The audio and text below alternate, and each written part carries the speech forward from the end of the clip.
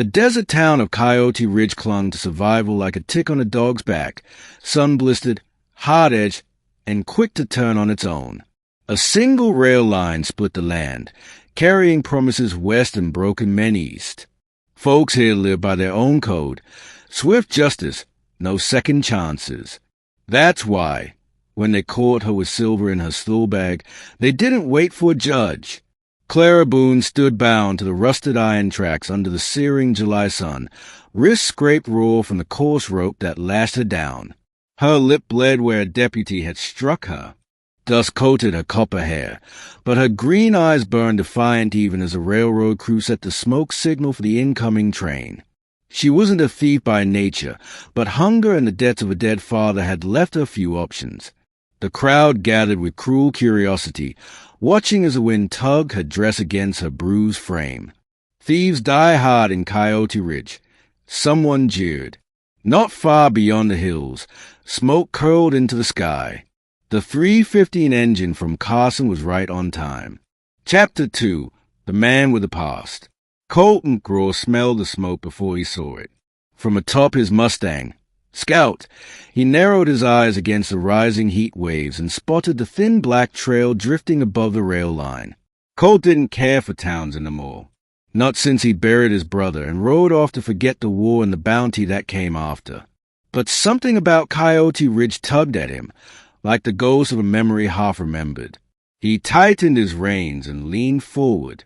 His sharp jaw was covered in days-old stubble, and a long scar trailed beneath his right ear, a souvenir from the last man who tried to shoot him in the back.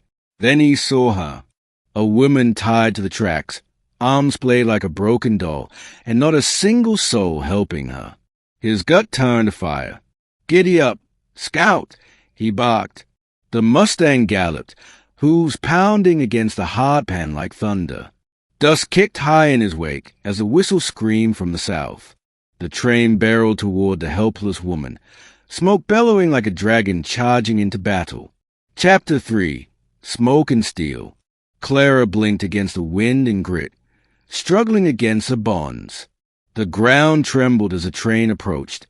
Steel grinding steel, thunder rolling from its belly. Her pulse pounded in her ears, then silence split by the distant cry of a horse. A shadow broke through the haze.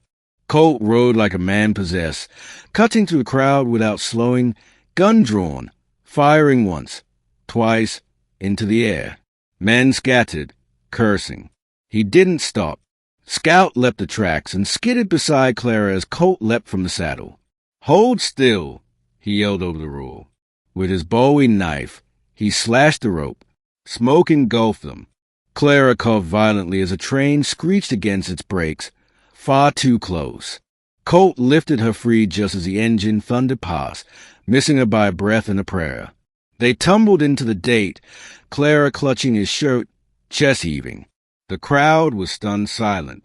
Then a shot rang out. Colt shielded her and rolled, pistol up. Sheriff Brannigan and 2 deputies stood with rifles aimed.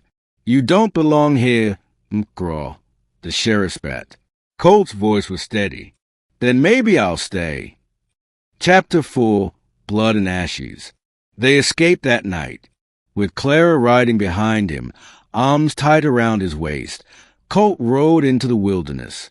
They crossed Snake Pass under starlight, evaded posses by skimming dry riverbeds, and camped in a box canyon lined with sagebrush and secrets. By the 3rd night, Clara could speak again. "You didn't have to save me," she whispered, her voice husky from smoke and silence. "I reckon I did," he replied, gaze fixed on the fire. "You look like someone who didn't deserve to die scathed." She told him about her father, a miner crushed in a cave-in, about her brother, killed in a card game, about her hunger, and the silver she'd stolen from the mayor's storehouse. "It wasn't for me," she said softly. "It was for a widow with 3 kids. But they didn't care." Colt stared at her like he was seeing a ghost. "My ma used to do the same. Take bread she didn't buy to feed the neighbor's boys. They jailed her once. My brother never forgave the law." He paused. "He died trying to burn down the jail that held her." They sat in silence, two broken souls bound by pain, wrapped in night's tender hush. Chapter 5. Devil's Thirst. Their bond deepened with each mile.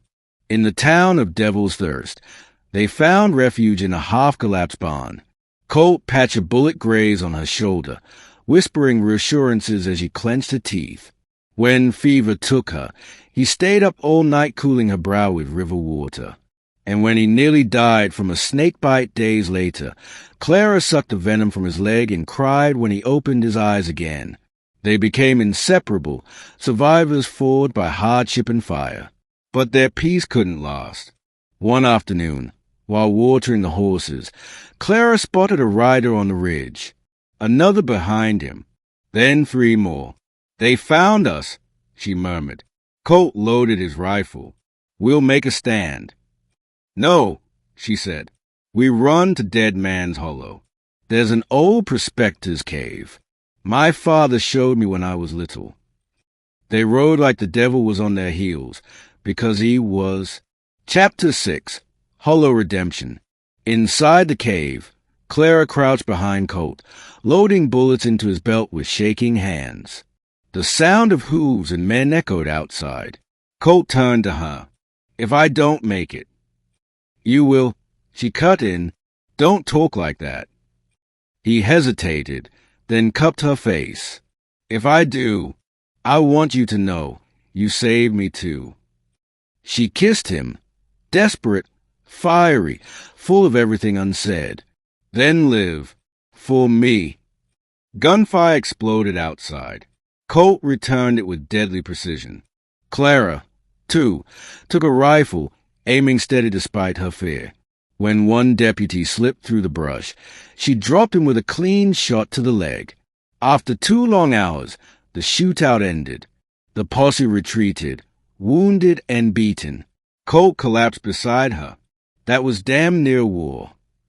She grinned through tears. And we won. Chapter 7. Back to the fire. Weeks later, they returned, not to Coyote Ridge, but to a small mesa just beyond it. There, Colt built a home from scratch with his calloused hands. Clara planted a garden. They hunted together, laughed together, healed together. The town never came after them again. In time, word spread of a woman who'd survived the tracks and the outlaw who'd saved her. Some called it a miracle, others a myth. But in truth, it was just 2 broken hearts finding reason to beat again. One evening, Colt took her hand beneath a blood-red sunset. "I never thought I'd love again," he said. "I never thought I'd live again," she replied. Then, under the same desert stars that once watched them bleed, Colt McGraw married Clara Boone with land as their witness. Epilogue. The Railroad and the Rose. Years later, a boy and girl ran along those same tracks outside Coyote Ridge, playing pretend with sticks and hats too big for their heads. Clara watched from the porch, her belly rounded with another child. Colt leaned against the post, silver in his beard. "Funny thing," he said, "how life circles back." She smiled. "Only this time, no one's tied to the rails." He nodded. "Only bound by love." And somewhere far off, a train passed, its whistle sounding not like a warning, but like a song.